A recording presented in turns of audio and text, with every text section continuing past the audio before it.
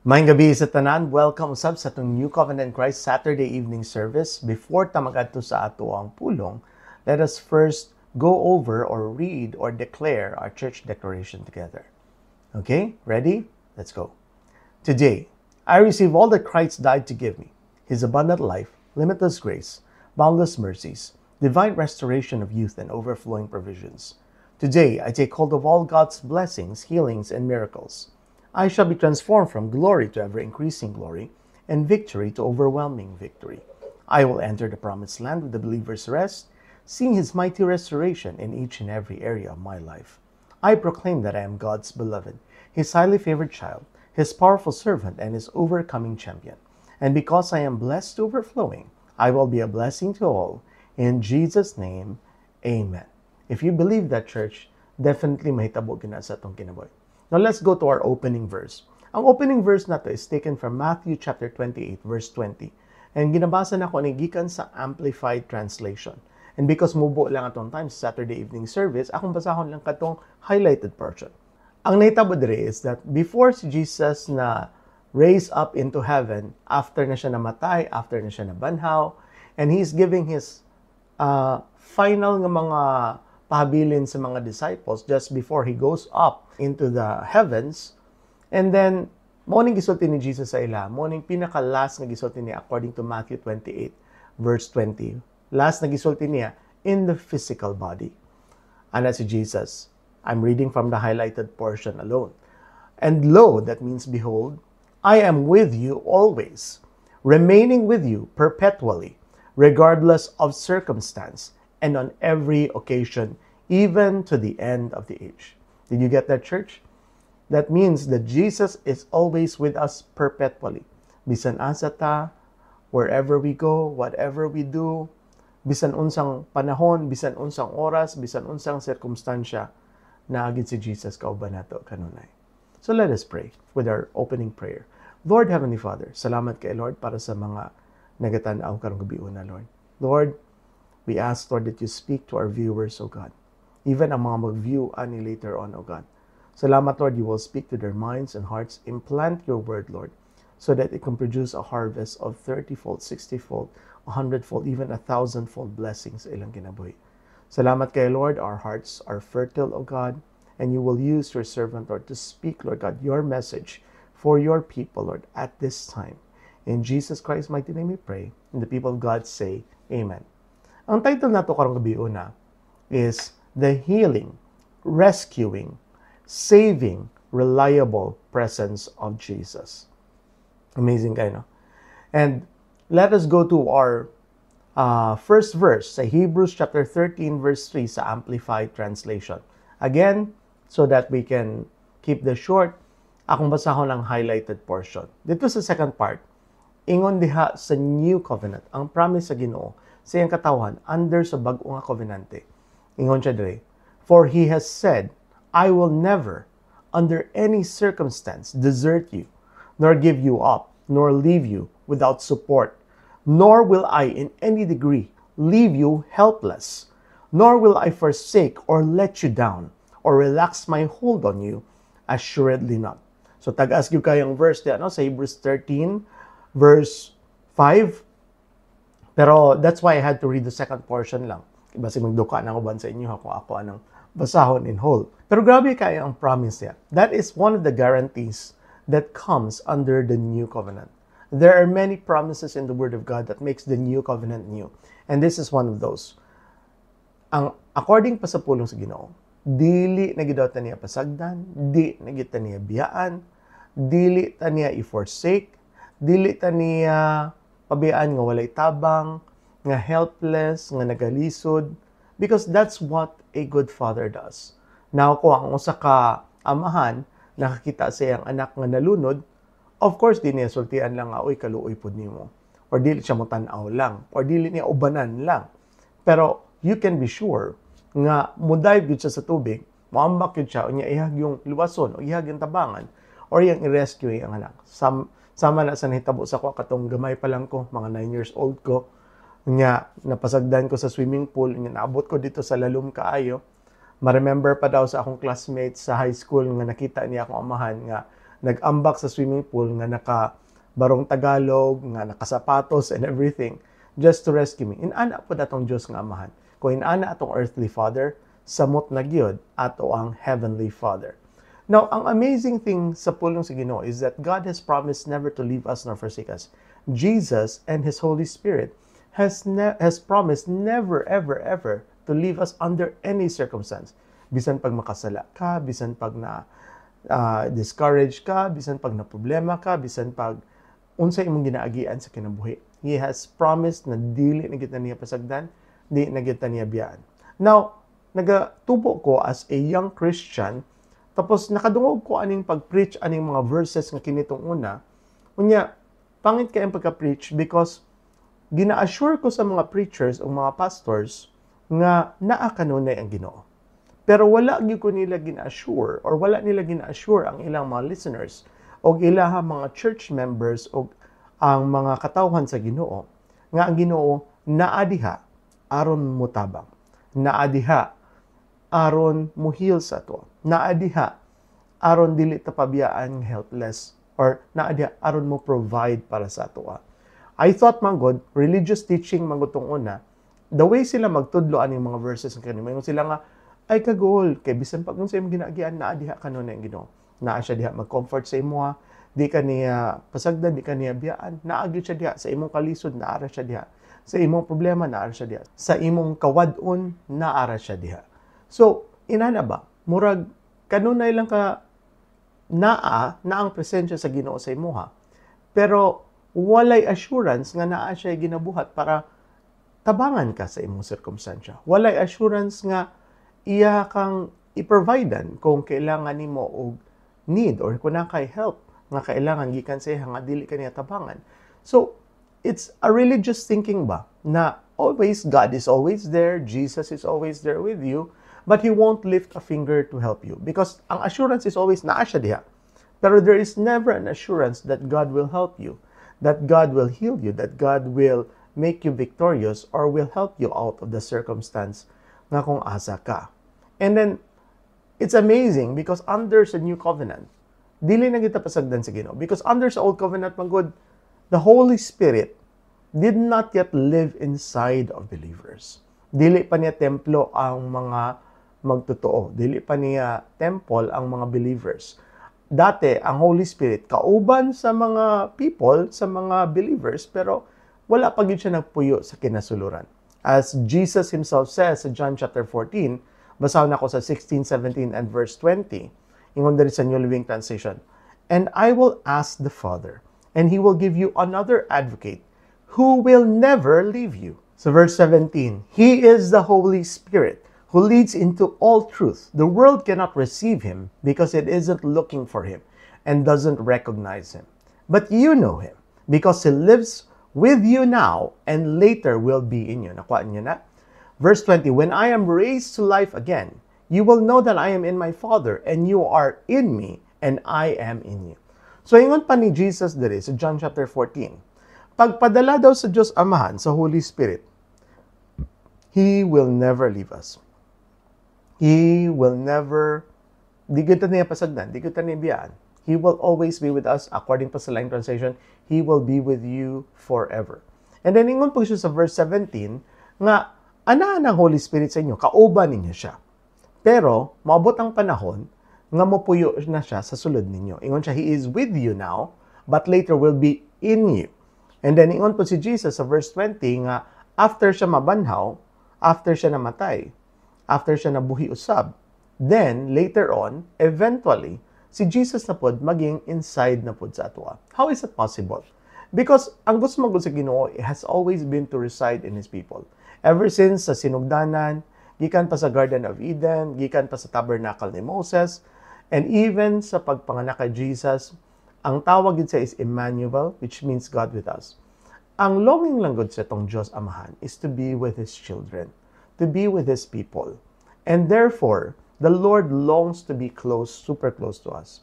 Nayon sa kayut sa simbahan, one time nagpaampo sa ako, ang gusto niya maging closer pagid kay Jesus or maging closer pagid sa Ginoo. Anak ko nga, that's not possible already. Because under sa New Covenant, close na kita kaayo nga nagpuyo na gyud ang Ginoo sa kinasuluran nato. And Jesus is also living in us, not just the Holy Spirit, because Jesus is living in us through the Holy Spirit. Mo nang sa Acts chapter 16, ang balaan nga espiritu o ang spirit ni Jesus Christ is used in the same verse because they are one and the same. Matanaw nato na sa Acts chapter 16. So, makita nimo diha that Jesus is living in us through the Holy Spirit. And ingon pa siya sa Revelation chapter 3, ingon siya nga, behold, I stand at the door of your heart and knock. If anyone lets me in, I will come in, I will fellowship with him, and I will dine with him. The Lord longs to live inside of us. And then, dili na gyud siya mohawa. According pa sa Word of God, the Holy Spirit will never leave us. God will never leave us. Jesus will be in us, and He will never leave us. He will be with us even unto the very end of the age. Ngano dili naman tapasagdan? Ngano man pod, nga nagpuyo lang ang Holy Spirit sa atoa right after namatay og nabanhaw si Jesus. The answer is because before namatay og nabanhaw si Jesus, dili pa ta limpyo nga vessel. Remember, ang atong Dios is a very holy God. He is thrice holy. But He cannot live inside dirty vessels because He is holy and we are very sinful and we are very dirty. Pero, suddenly, through the sacrifice of Jesus on the cross, according pa sa 2 Corinthians 5:17-21, we have become new creations. According sa verse 21, Jesus became sin on that cross so that we would become the righteousness of God in Him.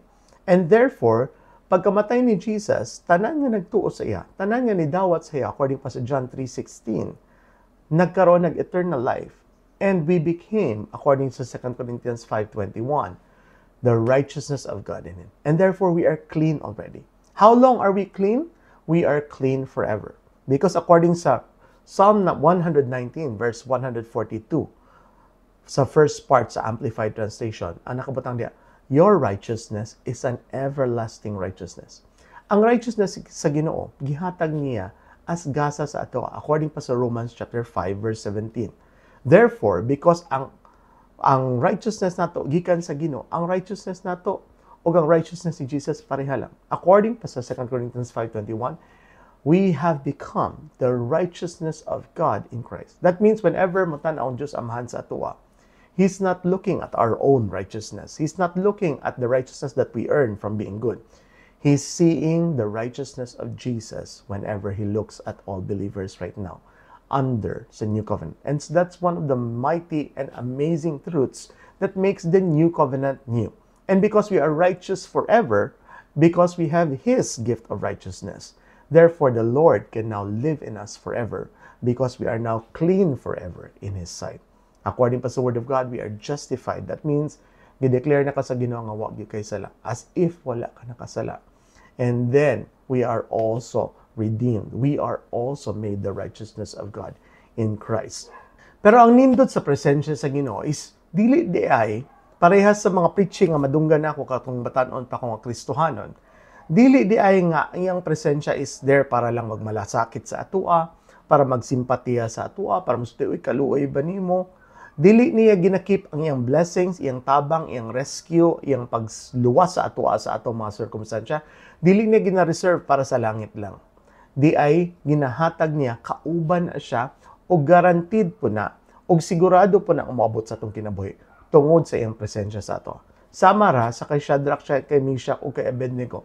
Sa Daniel chapter 3, ang mga kauban ni Daniel is mga nobles po, mga anak po sa mga nobility sa Israel nga nasakop man sa kingdom ni Nebuchadnezzar sa Babylonian kingdom. And therefore, si King Nebuchadnezzar nagtayo og golden nga statwa sa iyang sarili. Unya, ingon siya nga, pagtingog sa trumpets, kailangan tanang tao muluhod.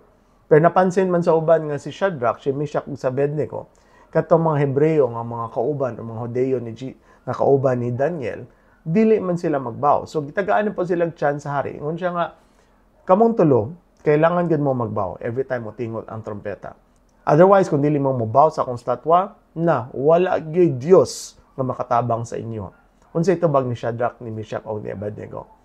Ingon sila in a very respectful manner. Ingon sila, O King, dili na mo na buhaton. Tapos nindot kayo lang gisulti diri sa Daniel chapter 3 verse 17 and 18 sa New Living Translation. Ingon pa sila Shadrach, Meshach, ug Abednego. If we are thrown into the blazing furnace, the God whom we serve is able to save us. He will rescue us from your power, your majesty. Verse 18. But even if he doesn't, we want to make it clear to you, your majesty, that we will never serve your gods or worship the gold statue that you have set up.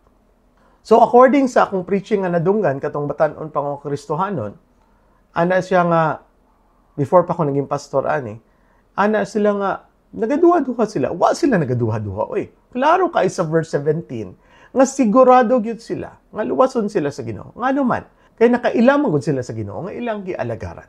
Kabalo sila nga di gud sila pasagdan. Kabalo sila nga wala lang sa ilaha ang presensya sa Ginoo, pero tabangan pod sila sa Ginoo. Dili lang sila nga dili pasagdan sa Ginoo, dili lang sila nga dili biyaan sa Ginoo, pero ang Ginoo mo rescue sa ilaha kanunay. Kay kabalo sila nga ang ilang ginabuhat is maura pod ang tama. So makita nimo diha nga nag-ingon sila nga He will rescue us. Klaro gyud kaay sa ilahang pinulungan dire nga sigurado gyud sila nga luwason sila sa Ginoo. Inana sila ka confident sa Ginoo. Inana kadako ilang pagsalig sa Ginoo. Inana sila nga nakaila sa Ginoo. And then nagsulti man lagi sila pastor nga bisan pag dili mi luwason di gihapon mi magbaw. Ang buti pasabot nila ana is that if dili sila man luwason sa Ginoo, dili gihapon. Basically, marabag bisan pag dili mi luwason king, dili gihapon mi mabaw. Inana gid sila ka loyal sa Ginoo. Now, this is an issue of worship. And remember, big deal kay Lord Jesus, ang ato ang pag-worship sa iya. Kay ingon ba si Jesus nga, the time is coming, and it is here now, that God is seeking who will worship Him in spirit and in truth. So, importante gyud kaayo nga magpili gyud ta kung unsa atong i-worship.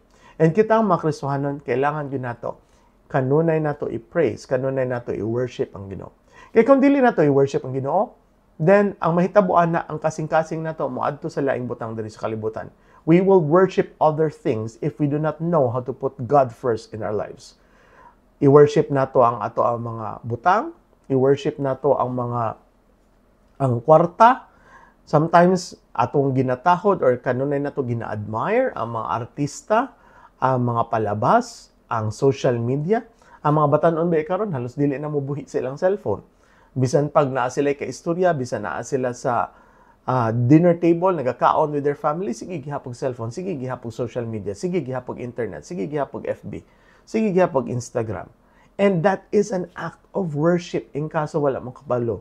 Even ang pagtanaw sa TV every day. Ang TV, ginabutang sa sentro, gin sa sala, ginaangat para makita sa tanan. Kada adlaw, people spend time with it.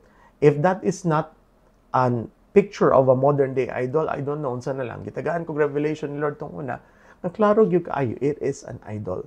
So unless you give the Lord your number one worship, your heart will give your worship, your time, your effort, your love to other things in this world. So importante gyud kaayo that we keep our worship and our hearts and our affection for God and for God alone. And then amazing kay sila kay ingon sila nga bisan pag dili mi luwason king, di gyud mi mag-bow down. Kadto siya dili ito siya declaration nga wa sila sigurado or dili sila sigurado kung luwason ba sila sa Ginoo or dili. It is a declaration nga bisan pag dili sila luwason, di gihapon sila mag-bow. Nindot kay ba? Pagka-powerful na lang sa ilang declaration nga i-rescue sila sa Ginoo. Pagka-powerful na lang sa ilang pagtuo sa Ginoo. Nga persuaded gyud sila nga tabangan gyud sila sa Ginoo, nga i-keep gyud ni Lord ang iyang promises sa ilaha. Nga naman, remember these are noble children. And kini mga noble children, they are educated. Asa sila gina-educate sa ilahang mga panimalay. Mostly ang education sa mga Hodeo tungod ng panahon is ang pulong sa Ginoo. And hundreds of years earlier, naa sila book or scroll of Isaiah that the Jews up to now hold in high regard. Importante ka sa ilaha ang prophet nga si Isaiah. And then one of the promises ni Lord sa book of Isaiah kay maone. Basahon nako sa Isaiah chapter 43 verse 2 to 4 gikan sa NIV translation. Ana ang Ginoo sa ilaha. When you pass through the waters, I will be with you. And when you pass through the rivers, they will not sweep over you. When you walk through the fire, you will not be burned. The flames will not set you ablaze. Verse 4, since you are precious and honored in my sight, and because I love you. Gets inyo na? Nakita nyo na? Ang promise sa Ginoo para sa iyang katawhan diya sa Book of Isaiah is that bisan pag moagi sila sa mga lalom nga tubig, dili gid sila maanod. Dili gid sila malumos. Bisan moagi sila sa kalayo, dili sila masunog. Sama sa nahitabo kay Shadrach, kay Meshach, o kay Abednego. Kabalo mo gitaon sa nahitabo sila, right? They were thrown into the fire, not just by ordinary soldiers, but the strongest soldiers. Basahan niyo sa Daniel chapter 3, lalo na diya sa New Living Translation, by the strongest soldiers sa hari. Nya init kaayo ang furnace, kung asa sila gilabay, init kaayo ang oven, human oven ba, mo ng furnace, nga gilabay, kung asa sila gilabay, nga mismo ang katong mga sundalo nga pinakakusgan sa hari, nangamatay dito pag human nila glabay. Inana gid siya kainit. Pero unsay nahitabo sila, what happened to them? Wala sila nasunog. Wala man lang sila na ni mahog aso pagkahuman. You know the story. And ngano man nga moagi ta sa kalayo, di ta masunog. Ngano man nga moagi ta sa tubig, dili ta maanod, dili ta malumos. Ang number 1 nga verse diha akong gi-highlight diri para sa inyo. It's because ang promise sa Ginoo is, I will be with you. Muna nindot ka ay church. Ang promise sa Ginoo sa Hebrews 13 verse 5 nga di na gyud ta niya biyaan, di na gyud ta niya pasagdan, di na gyud ta niya i-forsake. Ang promise ni Jesus sa Matthew 28 verse 20 sa atong opening verse that He will be with us until the very end of the age. Kay ang presensya sa Ginoo dili lang siya presensya. Presensya siya na kanunay nagatabang. Presensya nga nagatabang sa ato sa atong problema. Presensya sa Ginoo nga nagaayo sa ato sa atong mga sakit. Presensya nga naghatag og wisdom sa atoa, presensya sa Ginoo nga kanunay naga-bless sa atoa. Kung naga-doubt mo ani, tan-aw ang Bible. Walay kauban ni Kristo nga masakiton. Bisan ang iyang mother-in-law gani ni Peter, fever lang gani ang sakit. Kung hunaw-naon nimo murag minor lang kayo, right? Pero still giayo gihapon siya ni Jesus. Tanan nga nagduol kay Jesus, giayo gyud niya. Because ang iyang presensya dili lang na siya dekorasyon. Dili lang na siya useless nga presence. Ingon pa si James, unsa man na nato ng faith nimo kundi kakabalo mo tabang ana pud ang Ginoo. The Lord is there to help us, to bless us, to rescue us whenever we need saving. Mo na ang promise sa iyang presensya diya sa pulong sa Ginoo. Mo na amazing kaayo kay they know this promise of the Lord. And the reason nga naa kanon na iyang presensya sa atoa naa sa Isaiah 43 verse 4. Ingon diha, since you are precious and honored in my sight, and because I love you. Kay tungod kay importante kay ta sa Ginoo, precious ta sa mata sa Ginoo, tungod kay higugma kaayo siya sa atoa. Mo nang reason nganong dili mo biya iyang presensya sa atoa. Mo na ang rason pod ngano ang presensya niya nagdala og tabang, nagdala og blessing, nagdala og rescue, nagdala og kaayuhan kanunay sa atoa. Mo na nindot kaayo kay pagtan-aw ni Nebuchadnezzar sa kay Shadrach, kay Meshach, o kay Abednego, dili na sila lang. Unya, ang amazing ana, wag nasunog sa ilaha. Kabalo mo unsay nasunog sa ilaha? Ang ilaha lang mga gapos. Remember, gapusan ilang tiil, gapusan ilang kamot, kana lang. So, ang buhat lang sa kaaway, ang masunog. Pag-abot nimo sa problema, pag-abot nimo sa grabing kalisod, pag-abot nimo sa dakong krisis sa imong kinabuhi, tungod sa presensya sa Ginoo, mugawas ka, maluwas ka, mugawas ka nga walay nahitabo sa imuha. Walay trace of harm nga nahitabo sa kay Shadrach, kay Meshach, o kay Abednego. And ginasulti sa Ginoo sa ato karon, mo po'y mahitabo sa ato pagkahuman sa ato ang problema. After niya tatabangan, after ta niya i-rescue, after taluwason sa Ginoo, walay trace nga mabilin sa ato except ang mga buhat lang sa kaaway, mo lang gyud mawala sa ato ang kinabuhi. And then ingon si Nebuchadnezzar diri sa Daniel chapter 3 verse 25, nindot kay ang gisulti diri. Ano siya? Look, he answered, I see 4 men loose, walking in the midst of the fire, and they are not hurt. And the form of the 4th is like the Son of God. Pagkanindot. Kinsa ng Son of God, church? Si Jesus na. And because kauban nila si Jesus, wa sila mga sunog. Because kauban sila ni Jesus, ang nasunog lang, mga gapos lang nila. Pagkagawas nila, na-amaze ang tanang tao, kay bisan baho lang sa aso, wala agad sa ilang mga sanina. Wala gina-singe nga gamay, bisan gamay nga buhok, ni katiting nga clothing nila, buo. Even ang ilang sanina, gi-rescue sa Ginoo. Pwede mo nga i-rescue sa Ginoo nga dili apilon ilang sanila, nindot maghihapon nga milagro na. Pero si Lord, remember, He clothes us. He provides for our every need. He protects not only us, but the things that are precious to us. So, the Lord even protected even their clothes, although it was unnecessary. Right? Amazing. Di po niya gusto mapakaulawan yung mga anak. That is what the Lord does for us. He wants to honor us. He wants to bless us. He wants to rescue us. And He is always with us so that He can always help us, always rescue us, always heal us, always provide for us. And that is the presence of the Lord. That's what the presence of the Lord means for every believer now under sa New Covenant. And the reason nga di kita niya pasagdan, nga di na niya biyaan, is because we are precious in His sight and because He loves us so much. So with that, we are finished with our evening service. We hope that the Lord has spoken to you sa imong circumstansya. And we thank the Lord for your presence tonight. So continue ta kung kinsa man ay ready diha para sa atong communion. Let us lift up the bread. Lord Jesus, on the night you were betrayed, Lord, you lifted the bread and gave thanks and said, "This is my body, which is broken for you. Do this in remembrance of me." Lord, salamat kayo, Lord. Wala gini maigsapayan, Lord God, ang kasakit o kaulaw, Lord, o ang torture nga naagian nimo sa cross, Lord. Ang rason, Lord Jesus, is because, Lord God, ingon ka tanan namang mga sorrows, pains, infirmities, diseases have been carried by you on that cross more than 2,000 years ago. The punishment that brought us shalom, which means nothing missing, nothing lacking. Lord, and by your stripes was upon you, Lord Jesus. And by your stripes, we have been totally and completely healed. Salamat, Lord, sa pagkaon namo sa imong lawas karong gabi una. Madawat po namo ang kompletong kaayuhan sa kada area, kada organ, Lord, kada tissue, kada cell sa imong lawas.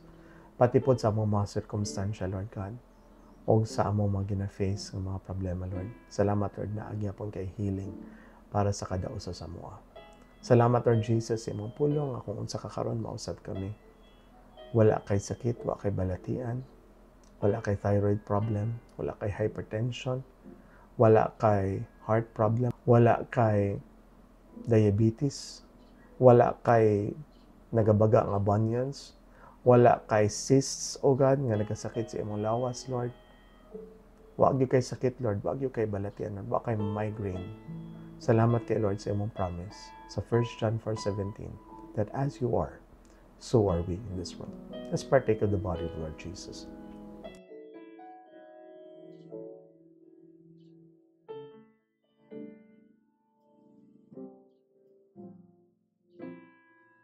Let us lift up the cup. On the same night, Lord Jesus, you lifted the cup, you gave thanks and said, "This is my blood, the blood of the new covenant." Yung ka, Lord, sa Matthew 26:28, and shed for the forgiveness of sins. Salamat kay Lord Jesus. More than 2,000 years ago, you sacrificed yourself, Lord God, out of love for us, Lord. Yun yung, Lord God, nga kung dili tungod sa imong sakripisyo, Lord God, your blood would not cleanse us from all of our sins of our entire lifetime. Salamat, Lord. According to 2 Corinthians 5:21, you became sin on that cross so that we would become the righteousness of God in you. Salamat, Lord, when the Father looks at us, He sees nothing but your righteousness upon us, Lord, that you give as a gift according to Romans 5:17, Lord. Salamat kay Lord Jesus sa imong hamili nga dugo na nag-qualify sa mga sa tanan blessings, Lord. Salamat kay Lord sa imong pulong sa Hebrews 10:14, Lord God, that by one sacrifice on that cross, you have perfected forever we who are sanctified, Lord God, we who are made holy by you. Salamat kay Lord, because of your blood, we are now qualified for every blessing and promise in your word. They are all yes and amen in Christ Jesus. Muna, Lord, karong gabi una, along with your blood, we receive every victory, every provision, every supernatural favor, every promise, and every good thing in your word, Lord. We receive it, Lord, in Jesus' name. Let's drink the blood of the Lord Jesus. Let us pray. Lord, Heavenly Father, I thank you, Lord, for tonight, Lord. Thank you for our viewers who will watch tonight and even later, Lord. I bless your people, O God. I bless their work, their businesses, their studies, Lord God. Salamat kay Lord. You will prosper all of your people, O God, who are hearing the sound of my voice, Lord God. Salamat, Lord, they will prosper greatly wherever they go and whatever they do. Salamat sa pag-bless sa ilang mga families, Lord. Sa pag-bless sa ilang mga trabaho, sa pag-bless sa ilang loved ones, Lord.